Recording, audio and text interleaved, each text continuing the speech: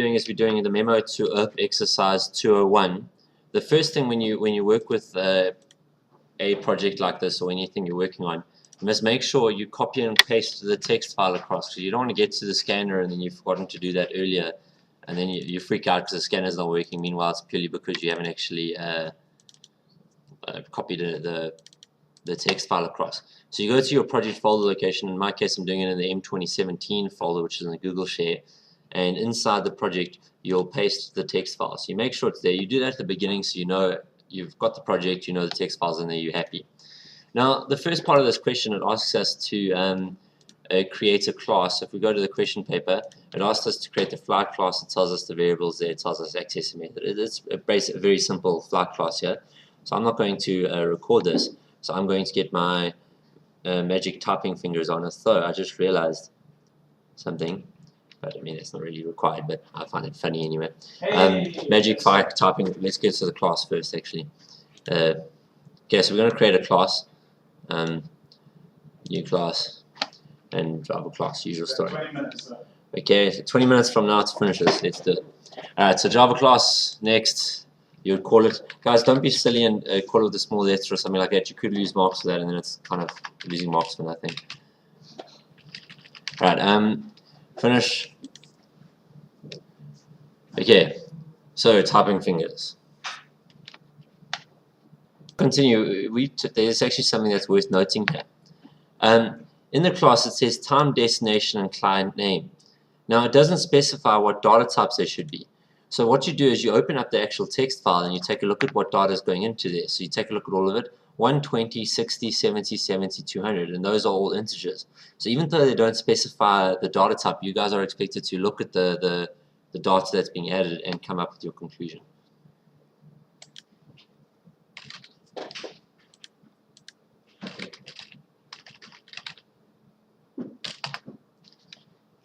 Okay, so we've got the class here. Now what we're going to do is the next question asks us to create the log class. Now the log class creates an array field of the flight class, allowing a maximum of 500 flights with a counter. This array should only be accessible from this class. So we know that means it's private. So we go right click, new Java class. We're going to call it the log class. Create whichever package. And the first thing you're going to do is you're going to create an array. Now it's a class, so we know it's private because it told us only accessible by this class. So private flight, so it's a flight data type. It's an array. We're going to call it flights. Is equal to new flight class, and it's array size 500. We then need to create a counter. Now the counter is created just to keep track of which one we're currently on. I want to call it num flights, and then each time you add a flight, it will be added to that. Now you can set it to equal to 0 here, because you can assume when you're declaring and initializing the fact that no individual flights have been initialized. So you can assume under any constructors that you initialize it to 0. Potentially, though, you might receive it from another constructor. So borderline, but if you don't do it there, then you must do it in your default constructor that you have do initialize your number of flights to equal to 0. But I'm also very happy for you guys to do it here.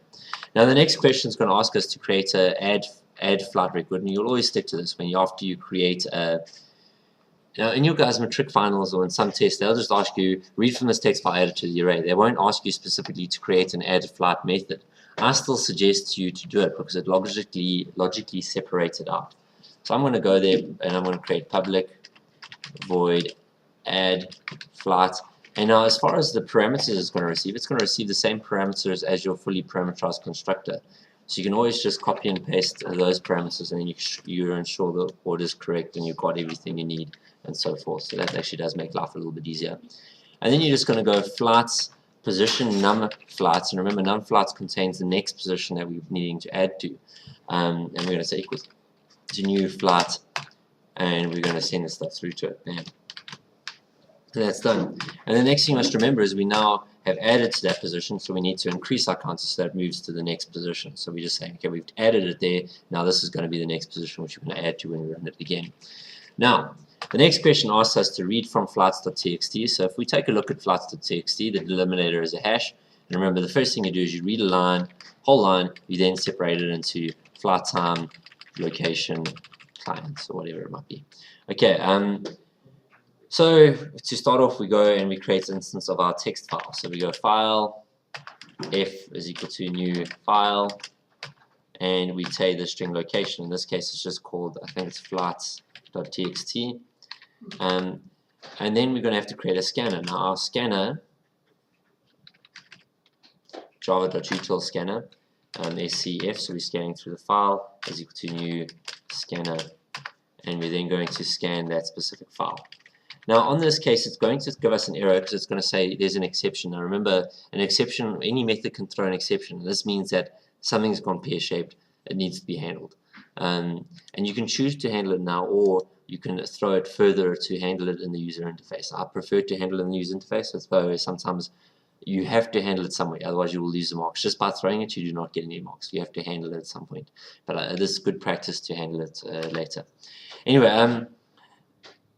now what we're going to do is we're going to create a loop to loop through this. So we don't know how many records there are, so we're going to go while scf.hasNext, and this just loops through every single record. Now, if you do that and you forget to actually go .next, this will be a never-ending loop. So just a warning on that. If you have this, but you don't have a .next somewhere inside you, or a .next line, or whatever it is, somewhere inside you, you will lose everything. Well, it will loop forever. Anyway, now now I'm going to go create the records. We're going to separate it into record by record. We just follow the same sort of stuff. scf.nextLine, and this will just take the whole entire line, add it to your record. And now we're going to just take this record, we're going to create a new scanner, and we're now going to separate this. We're going to say scan the record is equal to new scanner. Now we're using the scanner for an alternative purpose. We're using it not only to read through a file, we now are using it to separate a string. So we're learning that a scanner actually has multiple functions. It doesn't just read files, it can also separate text or strings, so it doesn't only have to be that. And we're going to say what the delimiter is for our different fields, and the delimiter is a hash. Now if we go through this and we say string, well, we go through the same things we have there. Is we have int time, we then have, I'll work with it now, we then have string destination, we then have string client name. So we know those are the three things that we want.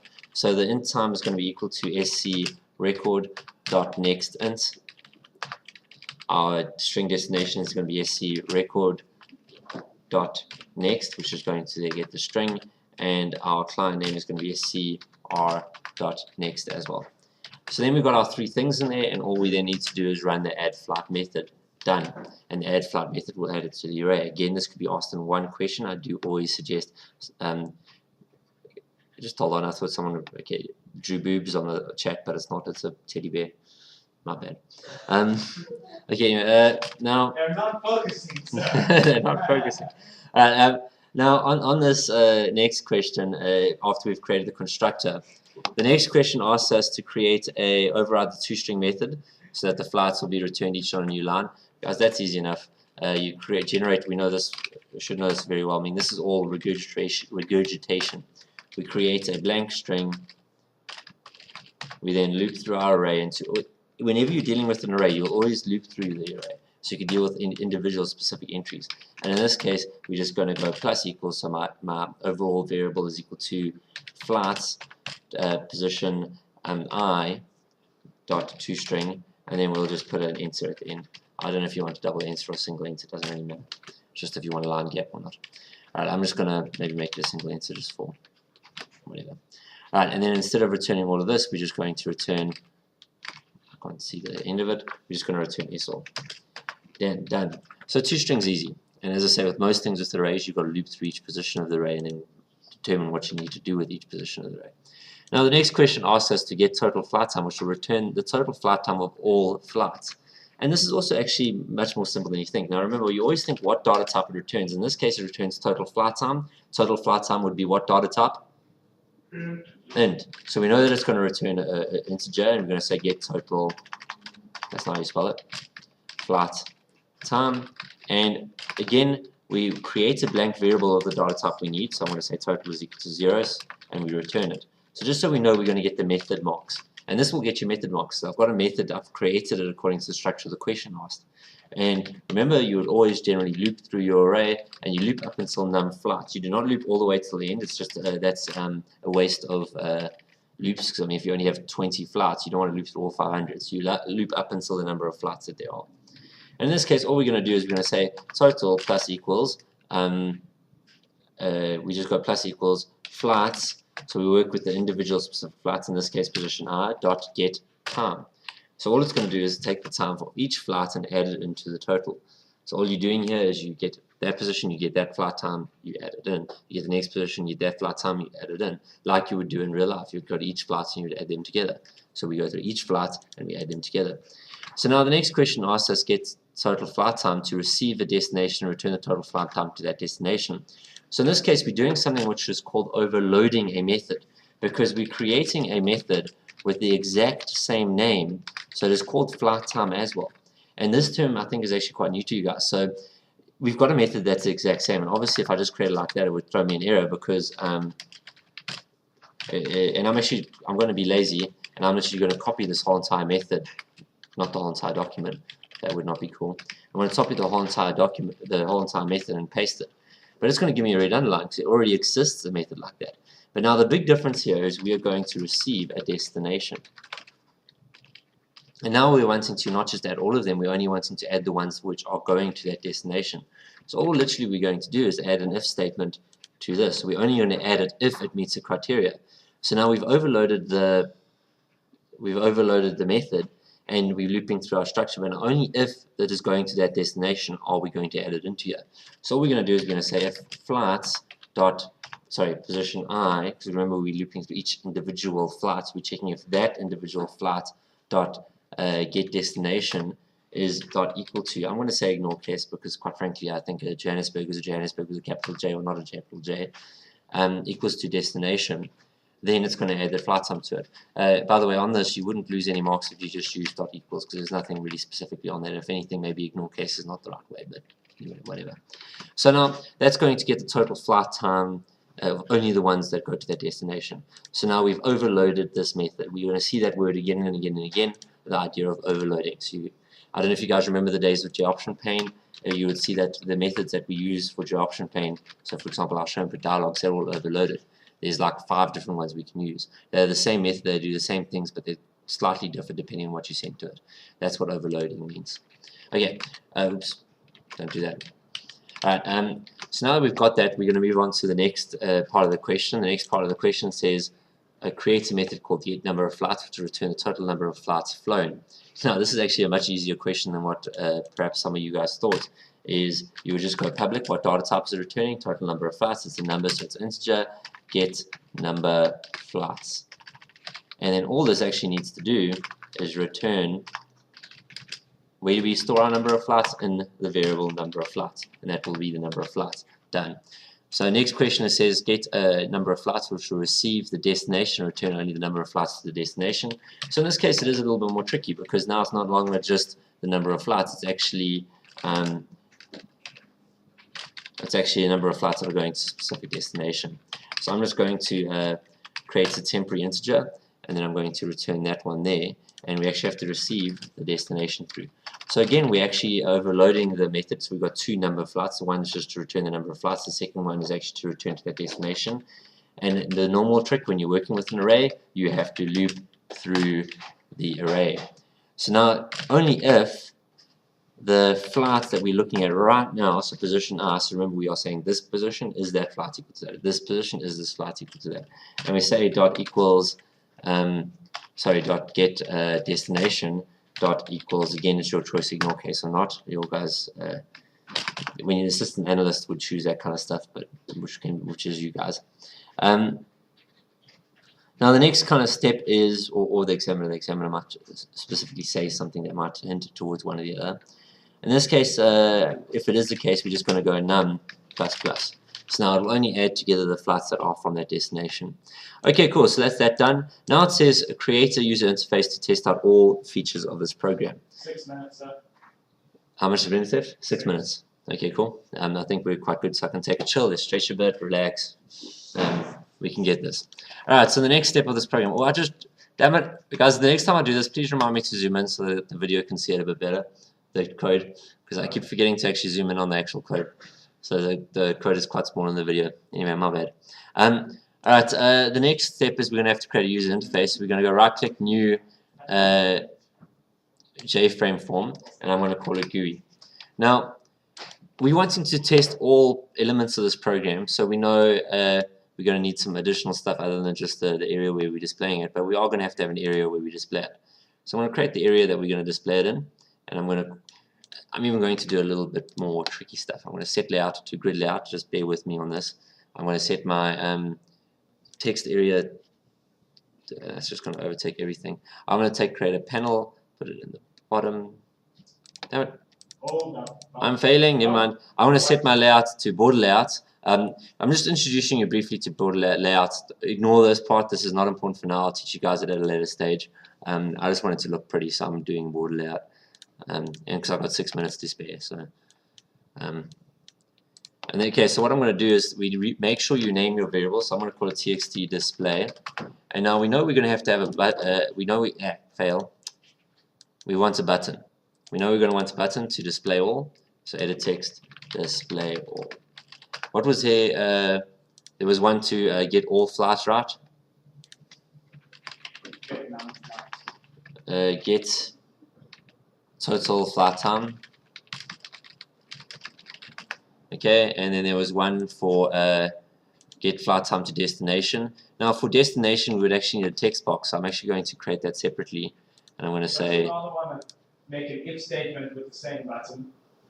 I'll show you what I hear what you're saying, but I'll show you the way that I'm going to do it. But it's tomato tomato. Okay, so destination, and then next to the destination, so the user will have to type in the destination. Let me just make this a little bit bigger. So whatever they type into here will be the destination. Because it's an item which I'll be getting stuff from, I'm going to rename it. I'm going to call it text destination. Edit the text in here to be blank. We're going to make this, what were we getting here? We were getting get flight. So that's to that specific destination. No. Okay guys, absolutely, this is free flow, or the default layout, so it sometimes does sort of mess you around a little bit. And the next one we want is number of flights to that destination. So basically you type in the destination, you click this button, it'll get, and then here it's going to be get number to dest. Okay, again, I'm being a bit lazy on this, but so be it. Whoa. Freaking me out, man. Alright, and the other things it needs to do is total flights, and I think that's it. That's going to test out everything. But now we actually need to, maybe I was being a bit arrogant on finishing in time. Okay, so let's take a look at what's happening here. So we're going to have the destinations and all the rest. Now the first thing in your source code, what you're going to do is you're going to have to create a an instance of your log. So I'm going to say private log L man, logman, maybe just call him lumberjack. So we declare it here. Now you have to initialize it here because it actually throws an exception. We can't handle an exception out here. So in my default constructor, which remember as you run the program it will create an instance of the default constructor, we are going to go logman is equal to new log, and that will actually physically create it. Now it will throw me a red underline. The reason why is we threw an exception to here, and because we had thrown an exception to here, so we declared it, now we're initializing it in here, we have to handle it. So I click on it and I go surround with try catch. And now in which case, what do I want to do with the exception? I want to print an error to the programmer. Error. Guys, you'd make it more logical than that. I'm just being trying to program a bit quicker for the video's sake and for the fact that the bell's about to go. Show message dialog this, and then I'll just say ex.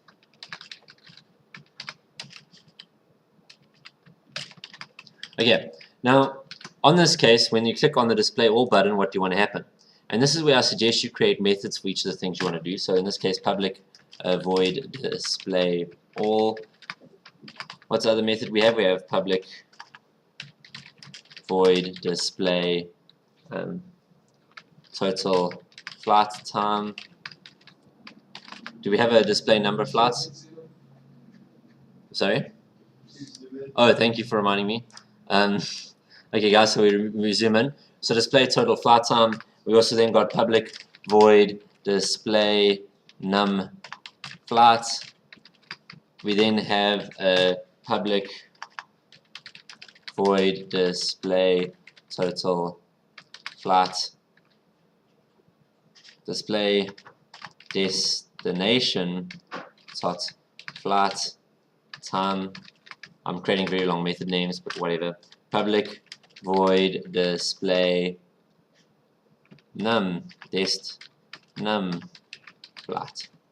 Okay, so we've got methods for each one of them, and now we actually need to code these methods. So my display all, we're just going to say txt display.setText to, not tab size, that's just a fail, .setText to logman.toString. Done. For my DST display, we go the same thing.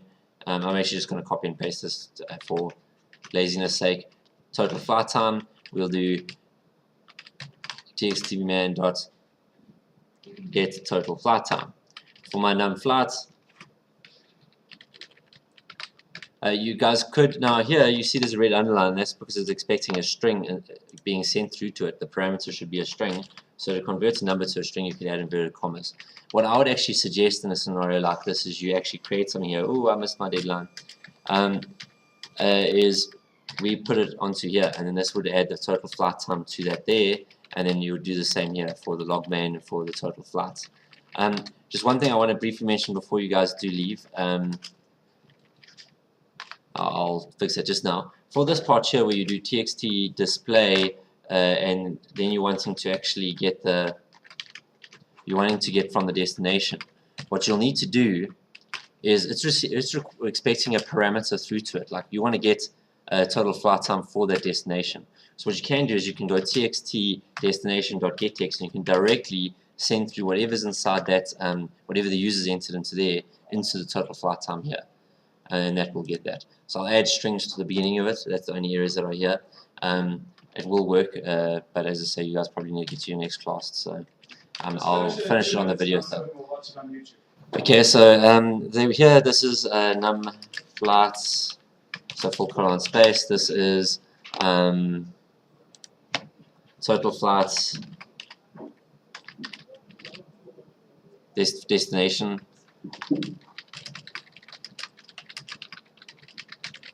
You could also actually include the actual destination here, which would just be for appeal more than anything, or for usability, user friendliness. That's the word.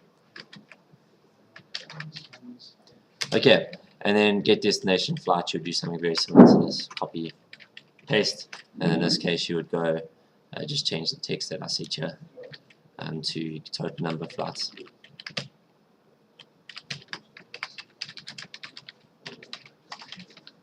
To destination full colon space dot get total flight time. This will not be get total flight time. This will be get num flights, and then voila. Okay, so now this should all work. I'm just going to now add it so that my buttons actually do what it should do. So my display all will then run the display all. Goodbye, guys. Just so what's the last 30 seconds on YouTube? Cool. Display all and design. Get total flight times. Yeah. Fail. Right. Display total flight times. Okay. This button. Display. Display. Cheers, sir. Cool. Cheers. YouTube. Display num flights, and then the last one. That's the last two, damn it. I'll get that one, damn it. Alright, display destination total flights, and last one, get total destination display.